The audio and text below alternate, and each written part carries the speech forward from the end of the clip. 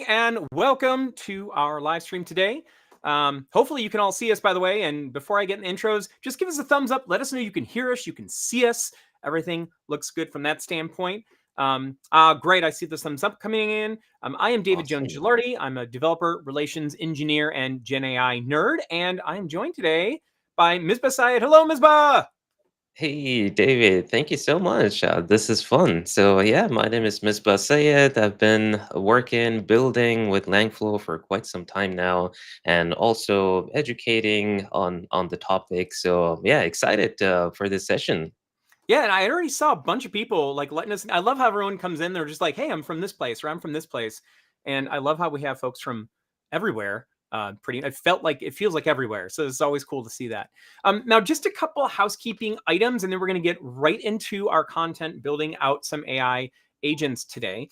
For one, if you want to ask questions, right, there is a Q&A there's a little Q&A widget, and I see that somebody already put something in there about this paper from Oxford. That's the way to do it, right? Because when you put things in the Q&A, it allows us to bring up your questions for everybody to see and read while we're answering them. So our ask for you is, if you do have a question, just go ahead and put it in the Q&A and we'll do our best to get to things. Otherwise, feel free to have conversation and stuff in the chat.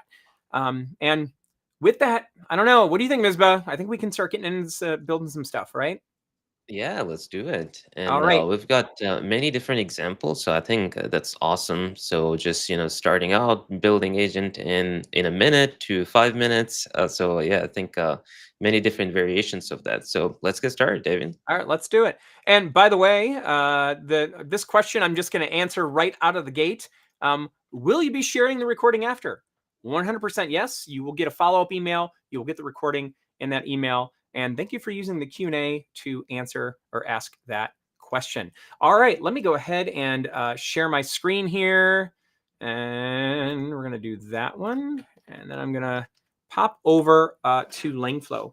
So, before I start building out our first agentic flow, right, I do want to give just a quick primer on Langflow if you're not familiar with it. Langflow is a low-code, no-code visual IDE that allows you to build out generative AI and agentic flows in a drag and drop fashion, right? If you've not used Langflow before or anything like that, you're going to see this plenty today. You can either go to langflow.org, or as a matter of fact, we have something new we're doing at langflow.new. I think we'll probably pop that up on the screen. If you go to langflow.new, you can just start using Langflow. We've already provided an OpenAI key. There's no login or anything. You can just start playing with it, right? So we encourage you to go check that out. But for now, what I'm going to do is I'm going to bring you through building out first a very simple agentic flow. I'm going to show you some stuff there. Then Misbah is going to show you something a little bit more complex. And then I'm going to, tail it off with a multi-agent kind of agent orchestrator kind of flow. And we're going to show you some really neat examples. All right, with that, now Misbah, just, if there's any questions, please let me know if I need to answer them because I don't have them up on my screen.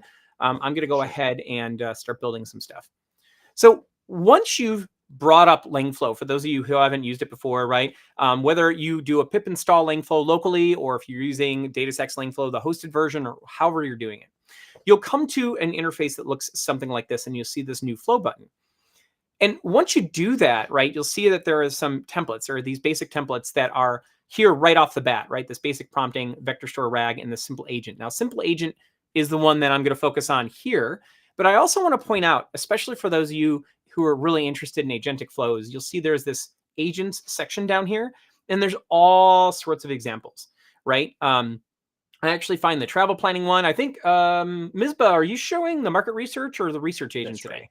Yeah, market research. Okay. Yeah. So you'll see some of the examples that we have here. I really encourage everybody to check these out, right? That way you can get kind of an idea of how to do different types of agentic flows. So what I'm going to do is I'm just going to click on this simple agent, and you can see right away that I have an agent in here with some tools and an input and output and everything like that. Now, I'm showing this to you here because I want you to just see how the template works. It's very quick. Like, you can just get in, start building, and you already have an agentic flow. But what I'm actually going to do right now is I'm going to back out. I'm going to do this from scratch because I want you to get the feel for it and see how you can build an agentic flow. So I'm going to go to new flow again. And this time I'm going to say blank flow. Now open this up. So I've got this blank canvas. Now in Langflow, there is this concept of components, right? And on the left-hand side over here, right, you'll see there's all of these various components. Input and output components, these are how you're communicating with your LLM or with your agent. There's like data input components. There's all sorts of models. Models, Langflow is completely model and vector store agnostic. So pretty much most of the flavors you might be looking for. You see there's DeepSeek in here for those. I know it's been in the news a lot lately, right? There's all sorts of options for you. And it's the same thing with vector stores. Yes, we're data stacks. Yes, we have our own vector store, Astra DB. Of course, we want everyone to use that. But the point of Langflow is to really enable developers and non-developers to be able to very quickly iterate and build generative AI flows, generative AI and agentic flows. So, we have support for all sorts of vector stores, embedding providers, and everything.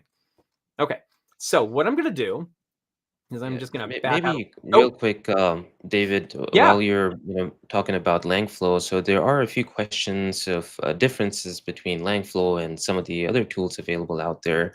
Okay. So as you pointed out, the interface and the options available in Langflow are focused for building agentic application, RAG application, anything you want to test out with LLM-based applications. And this is something you can quickly do that.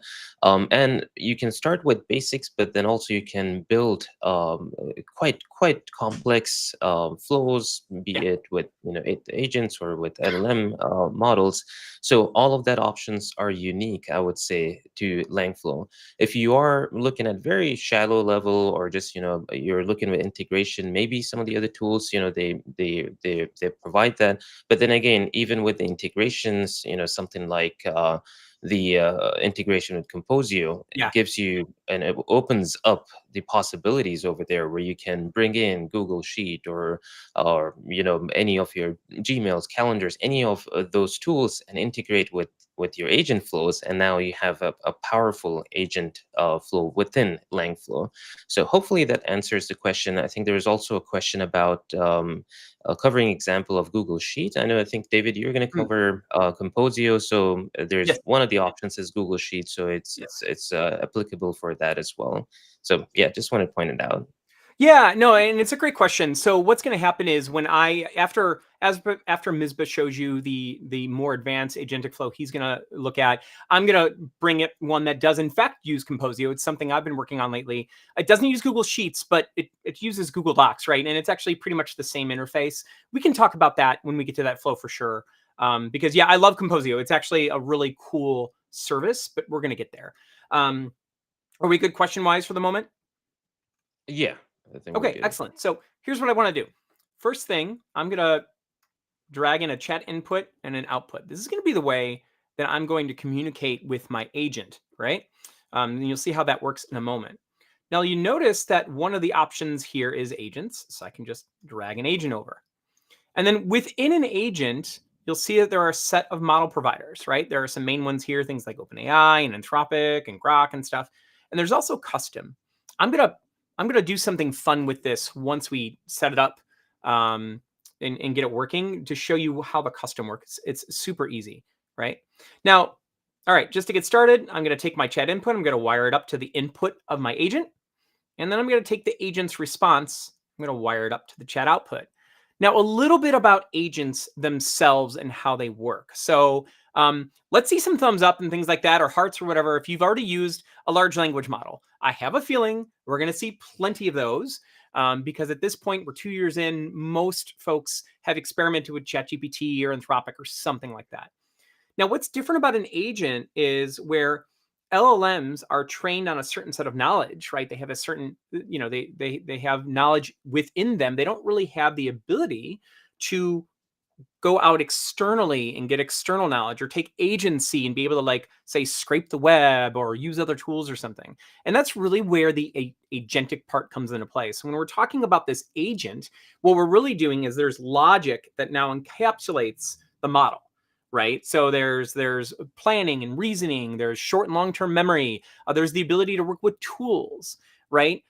So it's these capabilities that then add on to what the large language model does. And that's what we're doing here when we use this agent component.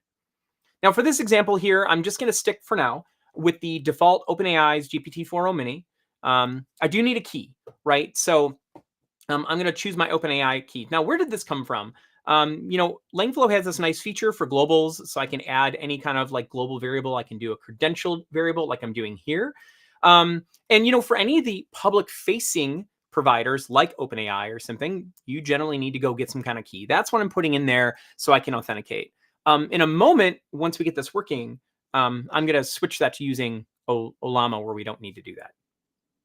Okay, so now I've got it basically wired up, but I need some tools. You'll see this here, this little tool node. If I click on that, by the way, you'll see that it'll filter on tools on the left-hand side. So you'll find that there are not only all sorts of tools that exist that have been built as tools, but a lot of the components here in Langflow can be put into a tool mode. So let's do that real fast.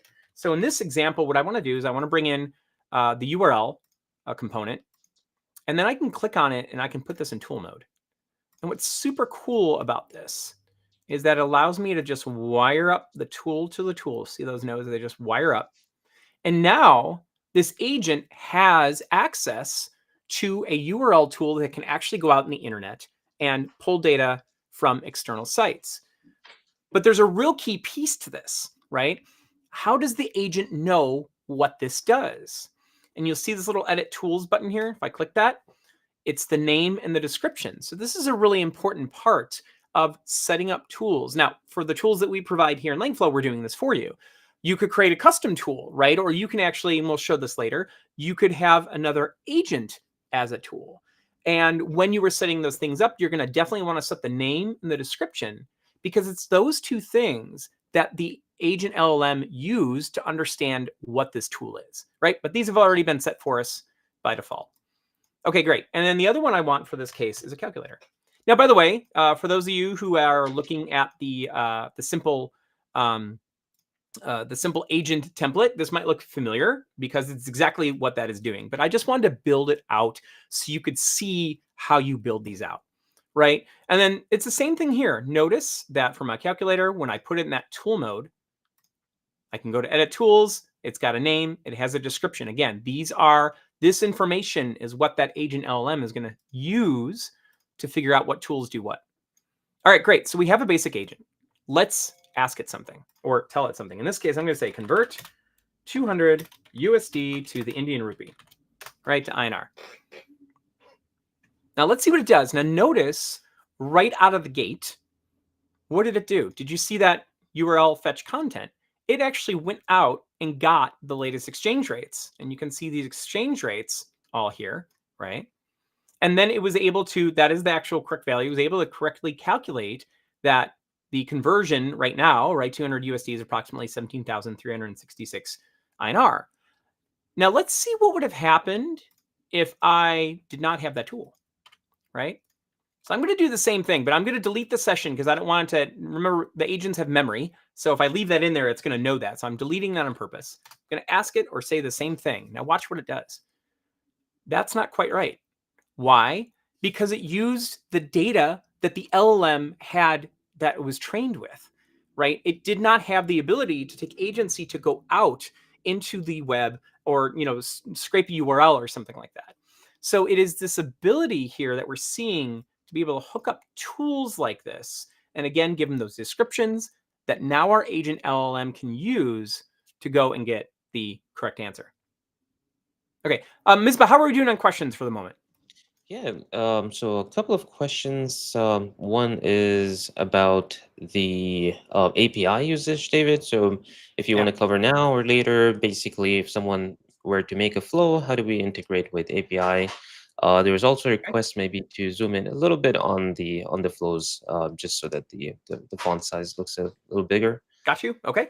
Okay. I'm going to talk to the API at the end, so I'm going to hold off on that. Sure. Okay.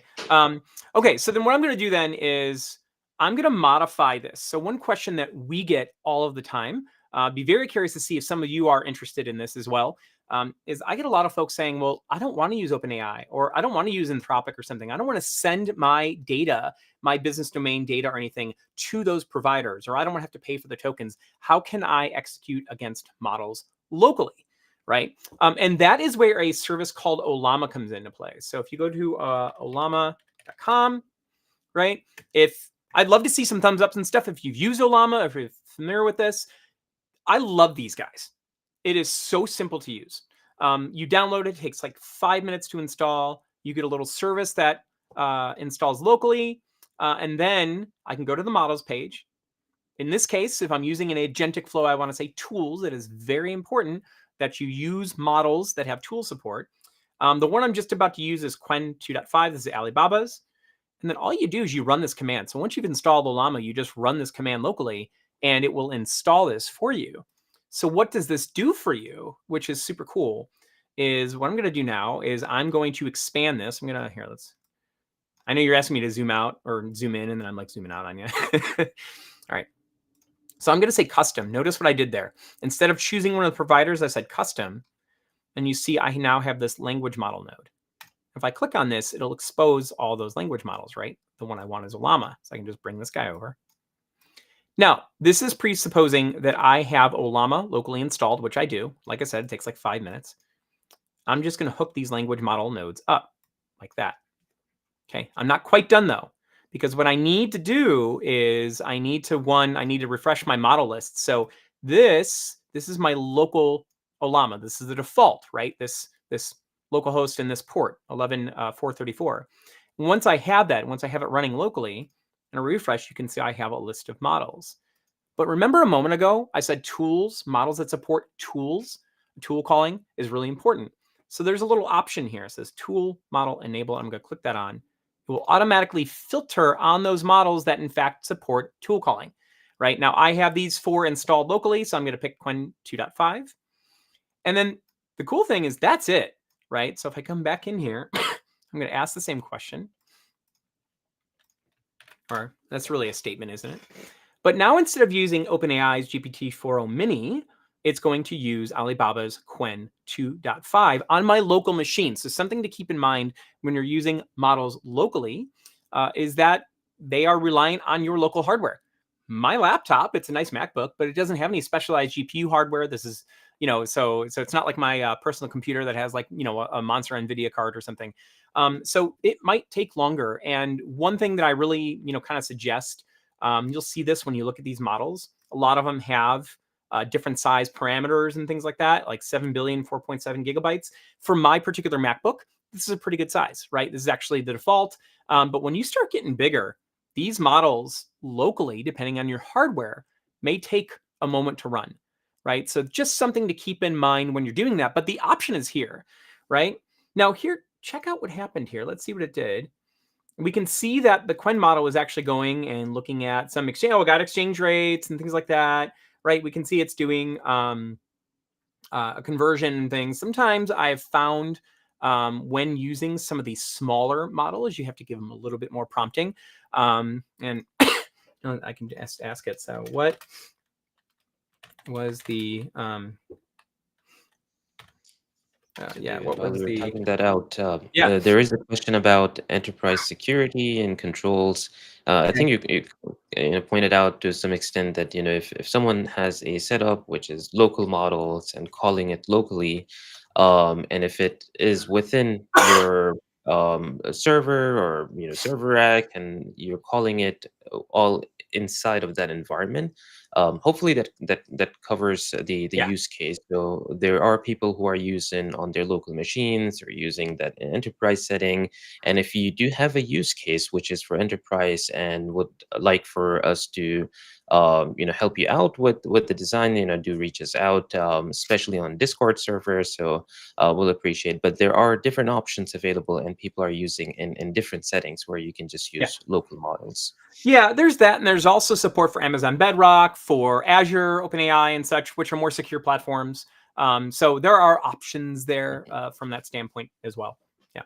So notice here, though, I gave it just a little bit more, I just asked it for a little bit more information, and now it gave me the right answer, right? So this is using a local model with Ollama, so it's actually super easy to hook that up. Okay, great. So that is like a basic agentic flow. You can't really get much more basic than that. Hopefully you've seen a quick example though of where, depending on the tools that are available or not available, right, you can actually add all sorts of other tools. We'll get into some of those as well. Depending on what's available to your agent will increase its capability and what it's able to do. But for the moment, what I'm going to do is I'm going to stop sharing, and I am going to pass it over to Misbah, who's going to take you into a bit more advanced flow. Awesome. No, thanks, David. That was really good. Maybe one question before we move to the screen share from my side. So Mahesh is asking, how are the agents doing the planning and decision making? Can the logic be improved based on prompts to LLM? Yeah, so the prompting does matter for sure. Matter of fact, we're going to show you some of that here in a moment. But all this, so at least in Langflow's case, what's going on with the agent stuff is actually all the LangChain stuff. Matter of fact, I didn't show any of the code, Misbah. If you don't mind going to the code editor, I think we got a question on Sure. that earlier.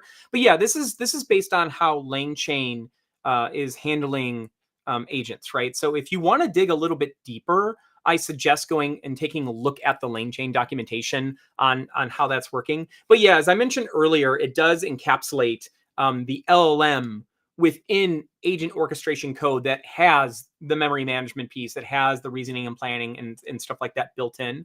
As far as like modifying it, a lot of it's in the prompting, honestly, and the tools that you use and such. So we will show some of that. Let me know if that answered what you're looking for. Awesome.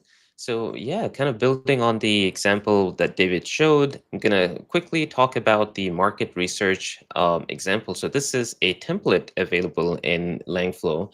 If you were to go to New Flow and within agents, you'll see there's a market research option. So that's a pretty good one. Maybe you might have used research agent. This is also another one, which is quite nice. And what I like about this is that, you have first thing, of course, you have the agent, you have the LLM that you're calling, but also, you have different configurations that you could use, and you can add different tools. So in this particular case, the way research happens within this flow is that we have the Tavily AI search. This is a search tool that is quite popular. It basically gets the search results, make it LLM friendly, and then passes that to the agent. So that's the benefit of using this tool. You can start with the API key. Tavily have a free account as well that you can start with, and then provide the key. And as we go along this particular flow, so first thing, we're taking a chat input, and this could be any topic. So the goal here is market research. So we want to provide some sort of either company or topic or so, and we pass that to the chat input. And then next is that we have the agent. So this is kind of building where David left off. So we have the agent component, and within agent component, again, you have many different options, right? So you have OpenAI, you have some other providers, whichever you're used to or you use within your organization, team, or company, you could utilize that. For now, I'm just keeping it simple, just for Omini, and then we provide some instructions. So to the question earlier about the instructions. So one place where it could affect how the agent responds and what tools it uses is going to be within the instructions. So instructions here are about the market research agent, what type of information it's going to gather and how it's going to provide the information. But then, of course, you could be creative. You could add some more details. You could, apply some sort of styling format, provide some examples here. So a lot of, my personal experience, and I think there was also one question, how do you use AI in your life? So, for me, a lot of this type of research, which I had done manually or just Googled or searched, all of that happens with agents. So I have different agent flows, and I ask for different formats, and the output structure is a certain way, and then I use that structure for downstream processing. So same thing, if you are looking for a particular tool or particular way of getting the response back, feel free to modify it here. Right now, the only thing we're asking here is there's some input that goes in, and anything within the curly braces is an input that we provide to this particular agent. And then if you are curious, there is some amount of code behind this. So people who want to maybe take this code, provide it to ChatGPT or Claude or so, you can ask, okay, what's happening at each step and each line? Is there a way we can change this or change the logic or the prompt that is available to the agent? So that is also possible. So if you come from coding background, definitely you could utilize this and modify this, and maybe understand it, and kind of change this using any of the tools available. And Claude 3.5 is known for good coding based generation, so you could utilize that. So hopefully with the agent instruction, you're able to achieve the goal. If not, if you want to go deeper and change some of the code, you can always go in. Although, it's you might not need, for most of the cases, I don't need necessarily to go in and change the code within the block. So once that happens, we are asking our agent to utilize the tool, get the responses, and then pass that over as structured output. So this is also something I love using LLMs and getting structured output. So you can pretty much ask for a certain format, be it JSON, be it some sort of table, and then you can get the response accordingly. So then you can utilize that response downstream for any particular thing. You could say, okay, I want to use the LinkedIn URL, or I want to use some sort of, the value for market. And all of these keys, values, this is something you can utilize within your API as well. So if you're calling it via API, which we'll cover in a minute, then you can basically parse the data and then utilize that data. And then, at the end, so for the structured output, that's where we are providing another LLM here, and GPT-4o Mini, a very, I would say, simple, cheap, and easy model to work with and fast. If you want to utilize something local, of course, you can modify that for local LLMs. And with that, you are going to provide the format and then parse data, get the chat output. So I ran this example earlier, so I want to walk you through how the output looks like at each level. So at the first agent component, I'm going to try to zoom in, hopefully. All right, so maybe I need to restart. All right, it'll take a second. Essentially, we're passing the response. I'm going to run this again just in case. So we're passing the response, and the format is going to look something like this. So at first stage, I'm saying, okay, the company I'm looking to research on is Amazon. So based on the formatting, and based on what we had asked, it comes back with some of the details here. Same thing with the Langflow. It says, okay, the basic information is this pricing plan. It's free, so it says, okay, the cheapest plan is 0. Some additional details, what we had asked for, and we get the response. So now again, it's running another time with the Langflow input, and it's going to go through, and it basically goes through each stage of the flow and gets a response. So we'll give it a minute, and then we can dig through some of the details here.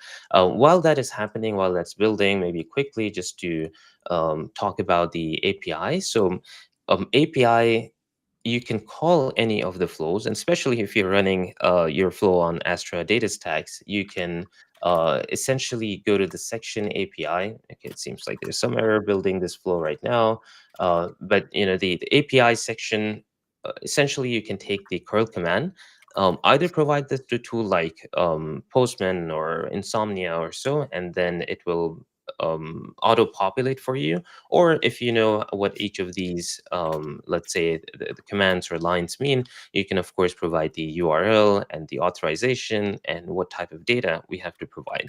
So you can pretty much build an entire front-end application or a mobile app and then connect it with this flow, and basically run your Langflow instance as a backend API for any LLM calling. So you can build complex agent flows or simple LLM flows and then call with the API. So this is one way of calling. There's also some different code options available if you're using Python-based code environment. There is an example of using Python API. Same thing if you're used to JavaScript, then there's an example for JavaScript. There's also some code how you can basically export this flow and then use the JSON option. So run flow from JSON, so you can run flow from JSON. I think those are the key ones here. There are also some which you can actually embed the code. So with that, you can call API and run this within your application. It seems like there's something that might have misconfigured here. So I think I'll probably pass it back to you, David, and take any questions. All right. Yeah, I've actually been, there are a ton of questions in the Q&A right now. And I've been answering a bunch of them. So if you haven't seen my answers yet in text, I would say go take a look. I was just madly typing the whole time while you were talking there, Misbah. So give me a moment. Sure. All right. Yeah, a lot of really great questions too. I did see some requests, excuse me, to show a couple things like a custom component. Someone asked about a Agentic RAG. I happen to have something there. So yeah, if you want, I'll pop over and we can get into that that third flow. Actually, it's going to be a third and a fourth flow because I'm going to answer one of the questions with another one. Sure. Maybe one quick thing, David, since the flow ran, so I just wanted to showcase the structured output. This is quite Yes. nice. So all of the fields that we asked for, now it's able to get that data for us.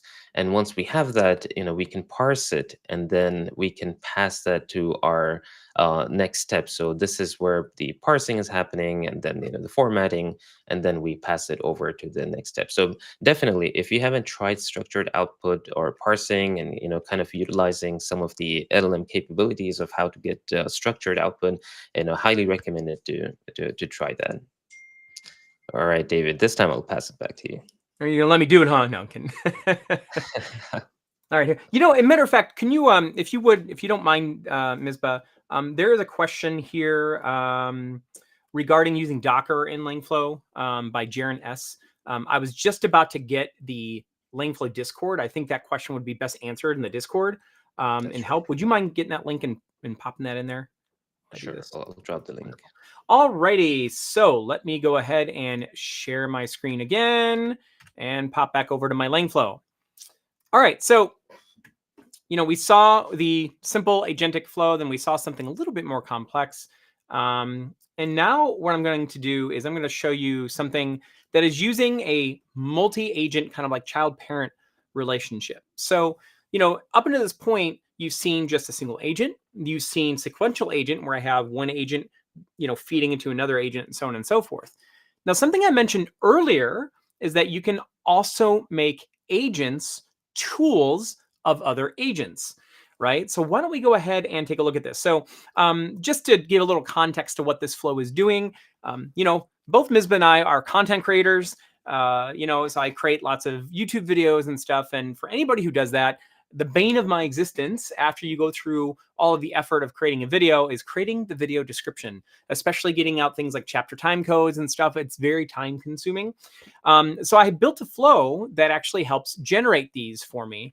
Matter of fact, here's an example. This is just me being fun with like a cyberpunk theme and all that, but I just fed in a YouTube link to one of my videos, and then it generates this description for me, right? And you say I've got all my time codes and everything. It actually generates the document. It does the whole thing. So pretty cool. So that's what this flow overall is doing. So why don't we break down a little bit how that's actually working? So I know I need to zoom in a bit more. So I have the regular kind of input, right? This is still a chat input. I've just renamed it to YouTube video URL. I have an agent here. Okay, this is very similar to what we did before, where I'm using OpenAI. This case, I'm using GPT-4o. I'll explain why I'm doing that in a moment. But notice that I labeled it Agent Orchestrator. Why? Because in this particular flow, this agent is really going to act as like my planner. So one of the things that I've learned, and it's not just me and stuff like that, with these agentic flows is, yes, can you inject a bunch of logic into a single agent? Yes. Can you hook up 20 tools to a single agent and say, go at it, have fun? Yes, you technically can do that. However, what I've learned is that the more and more complexity that you add to a single agent, you're kind of muddying the waters a bit. And it's also much harder to troubleshoot. Like when you are trying to execute on a flow and if things aren't going quite the right way, and you've essentially just mashed a bunch of logic into a single agent, sometimes it can be really hard to break things down and kind of see where things are going wrong.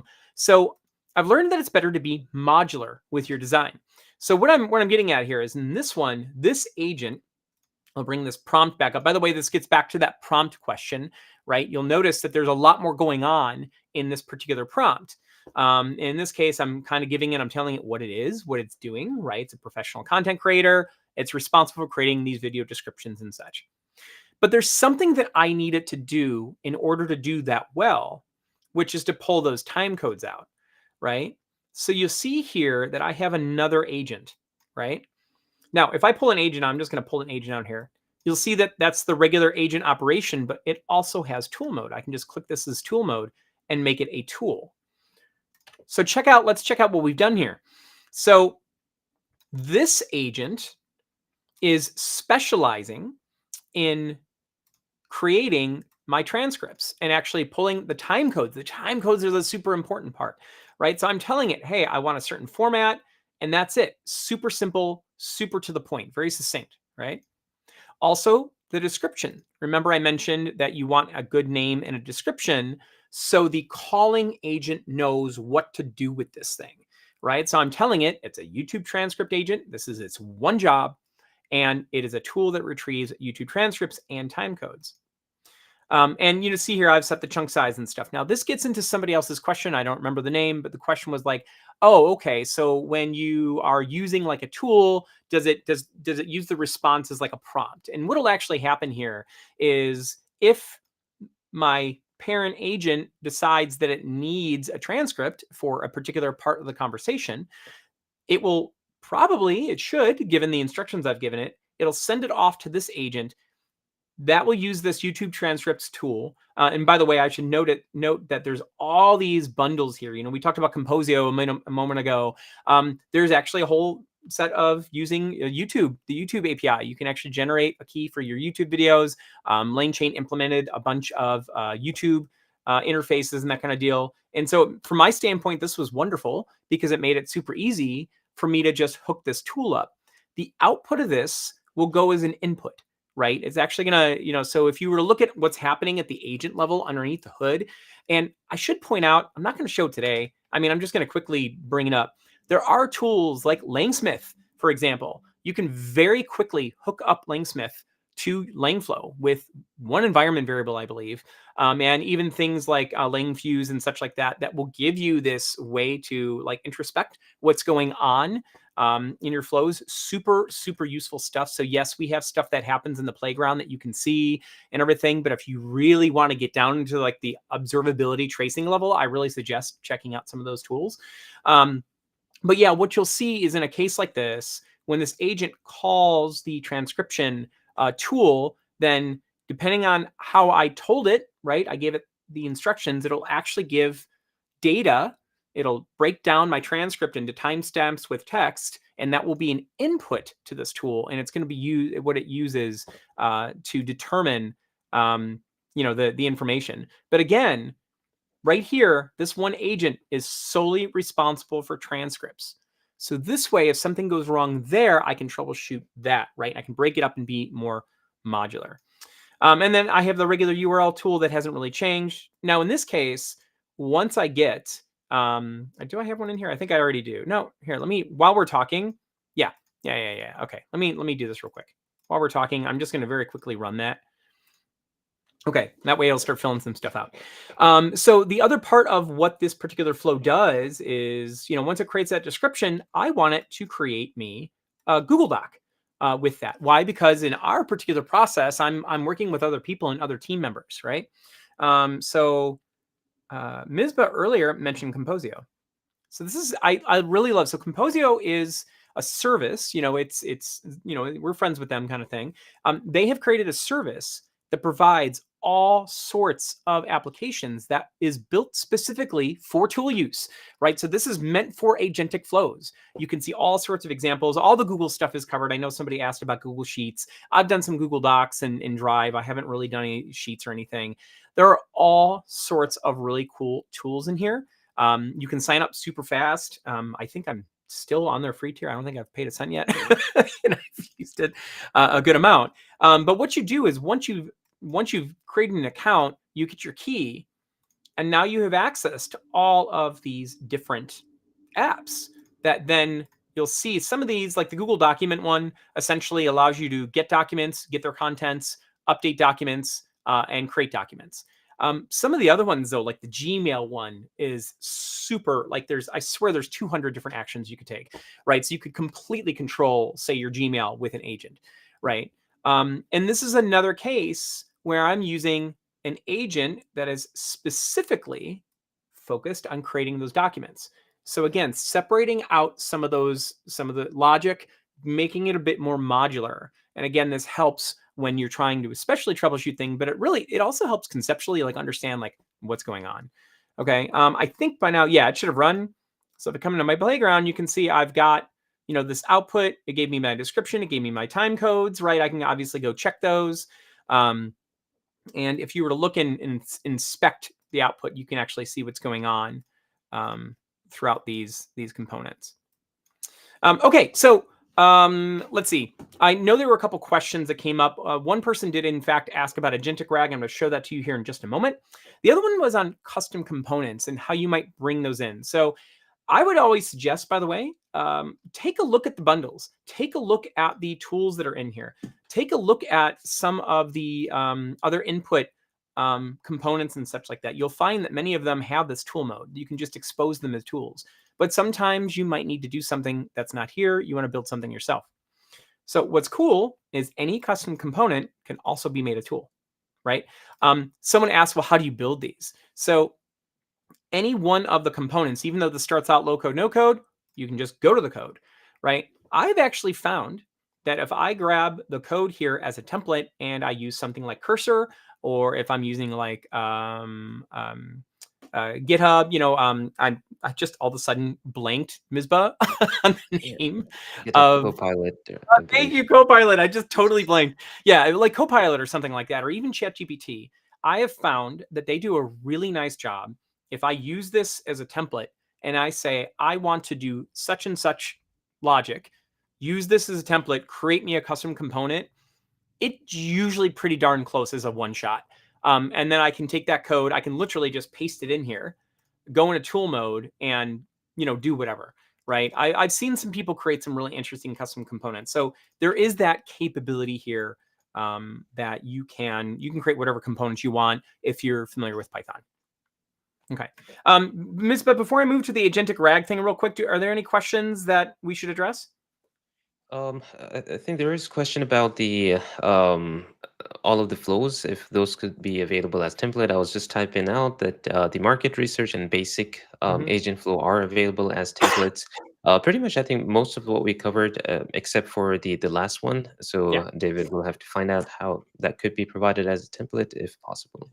Funny enough, this one here, I'm totally reusing content. I'm just going to be full disclosure. We just did an agentic hacking event workshop. As a matter of fact, these videos are all now available on our YouTube channel. Obviously, this stuff is all free. And in there, this exists, this flow. You know what I can do, though? I can literally do this right here. For those who are familiar or interested in the agentic RAG flow, I can just share this. Let me see if this works here real quick. Let me stop sharing my screen real fast. And what I'm curious is, can I upload this? I have no idea if I can upload. I don't think I can upload a file like that. You know what I can do? Michelle, I'm going to ask a request. When we go to send the follow-up, I can send this flow, right? Perfect. Yeah. Perfect. And here, as a matter of fact, I just saw somebody ask for the YouTube channel link. Here we go. Let me pop that in real quick. This is going to be the Deus Ex Devs. I believe that is where the agentic hacking stuff was put in place. All right, let me go ahead and share again and very quickly show you this agentic RAG, because I think seeing it really makes it kind of click in. Agentic RAG is a little bit more interesting. So very quick, quick RAG primer. If you're not familiar with RAG, it means Retrieval-Augmented Generation. And it's a method that is used to essentially update the context of an LLM in real time.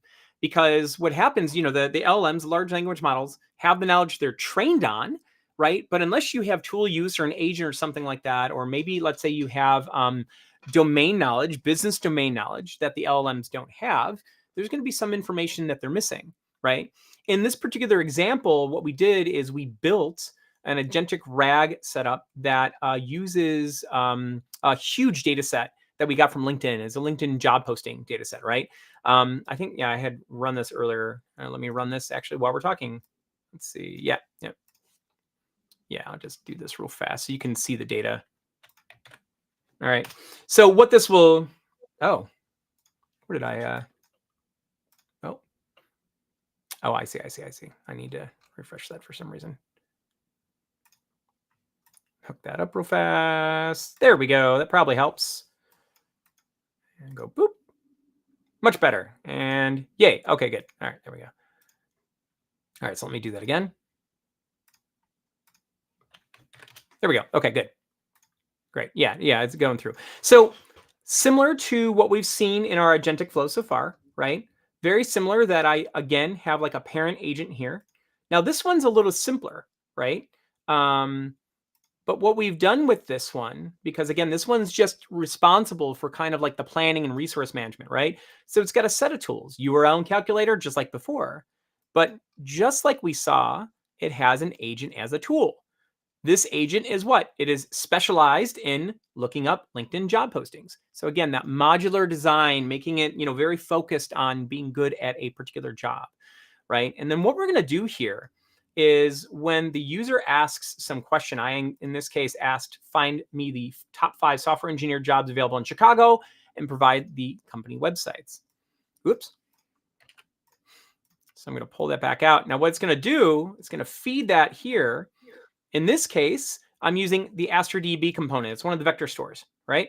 So I'm using that component. I've hooked it up to a particular database and a collection, right? And you saw a second ago that if I look, you can see all these Chicago, Illinois software engineer jobs, right? Because that was this is the retrieval part, right? This is the part where I'm asking a vector database for some data.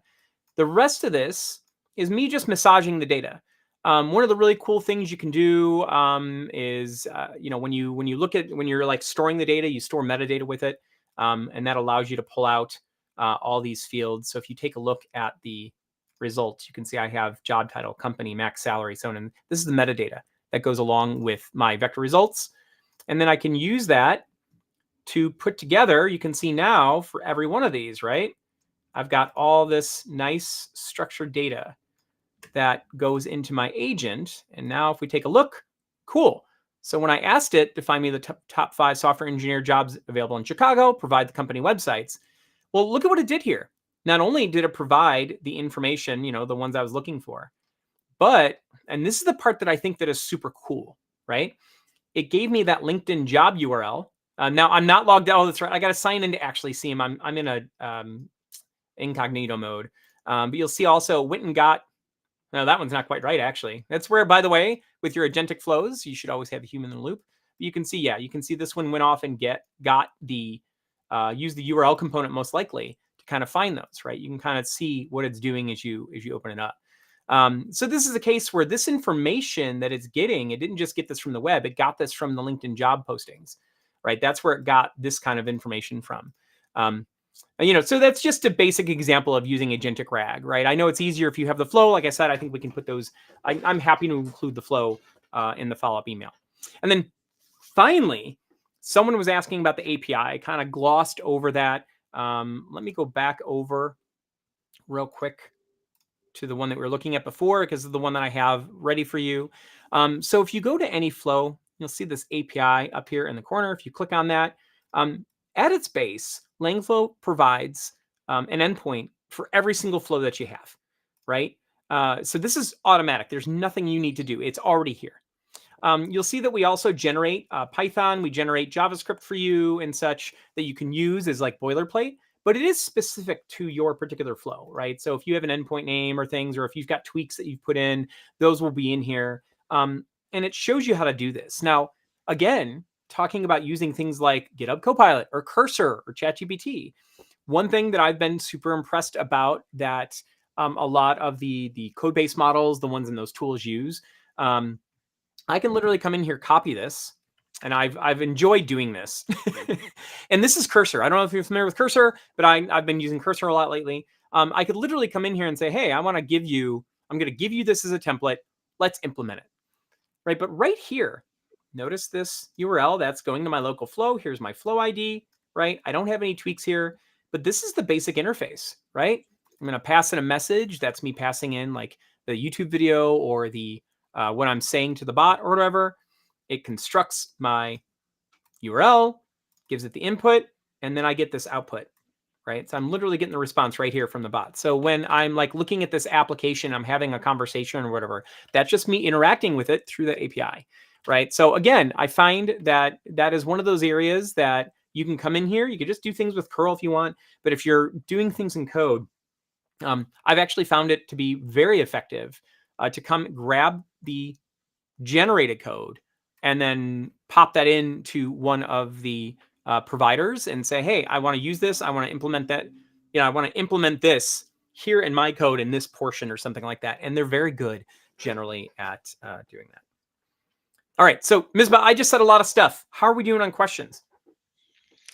Yeah, so I love the audience here. A lot of questions, so definitely this is quite nice.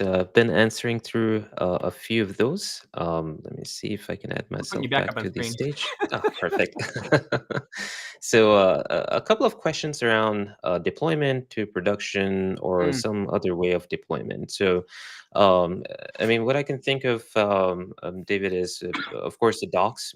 They can help. So if one were to go to the docs.langflow.org, so this is the documentation website, you could go from the Langflow website or from the repo. There is a section for deployment, so there are many different options available, and any of these options that you'd like to test out, feel free to. Again, you can self-host, you can run it on any of these instances mentioned here. There are many different options, right? So David, anything in particular you'd like to point out with deployments? Yeah, funny enough, I actually run my own render server. What's super cool is like Render Railway, Hugging Face. Like you can deploy Langflow to any of those. Yes, we have DataStax Langflow as well. That we'll host it for you. That is still in preview, right? So so I would say it's great for doing your experimentation, your iteration, your development, and that kind of deal. But if you're looking to do something fully production, right, I would wait till it comes out of preview before you do that. But let's say you deployed it to like Render. I love Render as a service. I use it all the time. One of the reasons why is you can literally point it to the GitHub repository and you tell it which branch you want or whatever. I can just use the latest build and it will it'll build it. So I use that for mine all the time. Yeah, obviously I have to pay for it and stuff, but because I have a bunch of apps out there. But I find that it's actually quite easy to deploy on your own. At least I might be a bit biased on that one. Now I Totally do, by the way, agree. hey, Hugh Brown, hello. I do see a question here and a couple of questions that I'd like to answer. One in particular, I am going to do this. Let me go into... Oh, I clicked the wrong button, and now I'm not going to put it up on the screen. That's okay. But I'm going to answer the question anyway. The question was something along the lines of sometimes maybe it takes a moment. It seems like it could be slow or something like that. Is there any way to speed up what's happening with these agentic flows? So this is a key point about agentic flows and agents in general. Okay. Number one, if you can do what you're trying to do with a pure LLM, do that. Why? Because agents, by their nature, since they have agency, and depending on the tools that you're using, if you hook up a URL tool or something that scrapes, the Tavily AI one's a great example, or Google search, for example, right? Those services, they're going out to the web, finding all sorts of results. They're then compiling those things, bringing them back. Well, depending on what you've asked, that might take a moment on its own. It has nothing to do with Langflow. It has nothing to do with the agent. It's just that it has to go and search the web for these things. Now, funny enough, I just had a conversation with the folks at Tablet AI. I've seen this come out of ChatGPT and all sorts of the other providers. I think more and more, I think more and more people are realizing, that we want to use these things in like production flows. And the fact that times are so variable can be a bit anxiety ridden, right? And so there's like the conversation I just had with Tablet, they've added all sorts of options to help you say, I want to do a basic search compared to advanced search, or I want to give me a short, quick response compared to a longer one, right? So I think there is a recognition that more and more we want more control over how much time it takes to do these things. So sometimes when you see, like, for example, the flow I showed earlier that creates the descriptions, it actually creates the description pretty fast, but it takes a moment to then create the Google document. But if you take that time overall, right, it looks like, oh my God, this thing just took 30 seconds. Why is it so slow? And that's where you can use tools again, like Langsmith, like Langfuse and stuff, and actually start breaking down. You'll even see it, by the way, you may not have noticed it. I'll quickly show in Langflow. Pop over again real quick. You'll see that when you do these iterations, you'll see that that's what this is about, right? That's why there are these little times, that we're showing you is how long did it take to execute on the individual components, right? So there are tools that you can use to help break that stuff down, but just again, setting the expectation, agents by their nature may take longer. If you can do it with an LLM, do it with an LLM, right? But if you really need the agent, that's fine. You can also try to, you can put in some controls. So more and more of the services are exposing these kind of controls to help us like tighten up the execution time. That's right. And also, I think you rightly pointed out, David, a lot of those tools or the components by themselves, they run in a few milliseconds, right? So it's real fast. It's just that, combining or using the provider or the agent, just, what you're asking for the agent, that combined might feel a bit slower. But then if you look at each of those again, those are just a few milliseconds. Yeah. And one thing I just saw another question. I'm totally changing changing topics, Sure, and it caught my eye. Sabri asked, any suggestion on the approach to enrich the RAG embedding in the vector store with more metadata or context data? Yes. So when you, I don't have this code just like handy and ready to go, but remember when I mentioned in the Agentic RAG that there was this metadata there? When you are using, let's say you're using Astra DB, for example, right? When you're using the client, there's a $vectorize, right? That's that variable is for the stuff I want to vectorize. But then there is a metadata dictionary, right? If you're using Python like I do, right? So then all you have to do is you just populate the metadata dictionary. That metadata will automatically populate inside your vector store. So when you are storing the vectorized data in that example, was really just the job description. All that other stuff was just in metadata. This is actually in the lane chain spec, by the way. That's why we have metadata. So as long as you expose that metadata, then when you return results from your vector store, it should have that metadata along with it. We do have, I'm pretty sure that we have a video on this somewhere. I just don't have it handy. But what I can try to follow up here in the Q&A, so I can give you some links and that kind of deal. Let's see. Awesome. And David, there's a question about installation, the local version of Langflow. So I'm going to quickly actually show the two commands. So it's as simple as that. If you go to the docs again for Langflow or the repo, you'll notice that there are these two commands. The first one is for installation. If you want to just use the simple one, Python pip install Langflow, and once you have it installed, then you basically run Langflow, and that's basically it. Just two commands and you'll have it running. So there are there's nothing complex or configuration or so. As long as you have Python available, you can run. And also, as David mentioned, if you're not too familiar with how all of this works, there are these two options. Railway is one of those. As simple as you click the button here, deploy on Railway, it deploys the open source version for you. Same thing with render. You have one button click, and that's it. It deploys on render. But again, as also David pointed out, the open source version is one, but then the Astra data stack. So this is something also that was pointed to us earlier. So Langflow.new. So if you were to just type Langflow.new, it will open an instance for you, and this instance is where you can get started right away. So you don't have to do anything fancy. There are just one address that you have to visit, and you'll have an instance available for you to experiment right away. All righty. Well, great. Excellent. Well, I think we're at time here, Misbah. So it seems like we should probably wrap it up. By the way, what wonderful questions today. I recognize some of you on here, by the way, from previous streams, and you've probably heard me say that before. But like, these were great. We're going to do our best, by the way, to kind of follow up here in the Q&A. I believe that you can actually go back to this and you can see our answers and everything. But thank you, Misbah. Yeah, Thank you, everybody. so much. Yeah, go ahead. Were you going to say something? No, I was just gonna say I love the audience here. Thank you so much Yeah. for the participation and all the amazing questions. If there's something that we're not able to answer, Discord link that was provided is always an option. So Yes. feel free to drop a question there. We'll do our best to answer. That's right. And I would be remiss if we did not mention that we're doing another live stream next week, myself and Misbah, on using DeepSeek. Ooh. So Oh yeah. if you haven't gotten there yet, then now is the time. So we'll see y'all next week. And with that, thank you, everybody. And we hope to see you again.